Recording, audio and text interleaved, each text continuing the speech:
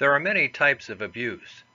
Most are known, however, in this chapter, I want to give a brief description of each. The next several slides are going to give definitions for various types of abuses. Physical abuse can be defined as any intentional act causing injury or trauma to another person by way of bodily contact. This behavior includes numerous forms, from grabbing, holding, slapping, spitting, and shoving, to a treat and release situation where a victim experiences an injury that requires medical attention, to hospitalization where the victim experiences very serious injury and has to remain in the hospital, and unfortunately, way too often, where the victim is killed.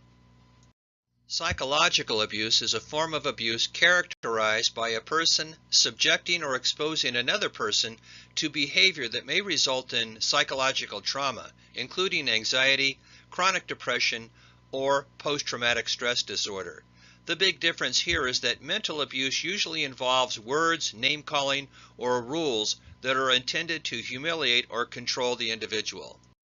Emotional abuse may use words or rules, but also often includes inappropriate emotions such as yelling, screaming, threatening gestures such as shaking a fist or throwing an object.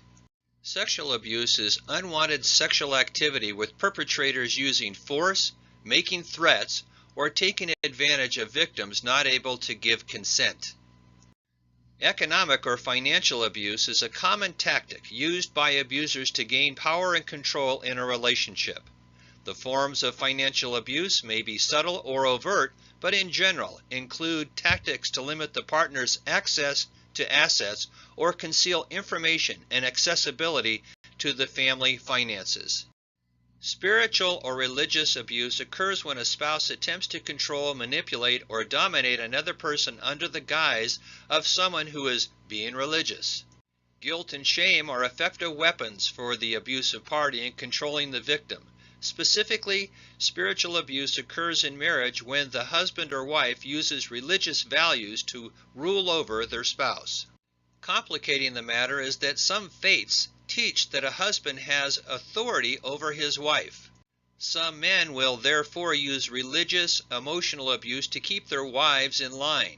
Some religions require that the wife submit to the husband in everything. Husbands who are spiritually abusive will twist and misinterpret this teaching by using God to control their wives. There are laws which I will go over shortly. What a partner believes and what a client believes may be very different. Before the law gets involved, many couples experience inappropriate anger, which can take on those forms mentioned earlier. For a lot of couples, the anger may be on the edge of inappropriate and become more chronic. Other times, the anger may meet the definition of abuse. The cycle of violence often talked about usually includes a period afterward of asking for forgiveness, promises of how it won't happen again, gifts, and some acts of kindness. This can be good if the inappropriate anger ends. In dysfunctional relationships, this period of peace is short-lived. A good rule of thumb in determining whether the anger is inappropriate or not is to ask, if I had a child who is now an adult, would I consider this behavior safe or acceptable? If the answer is yes, the anger is probably in a good place.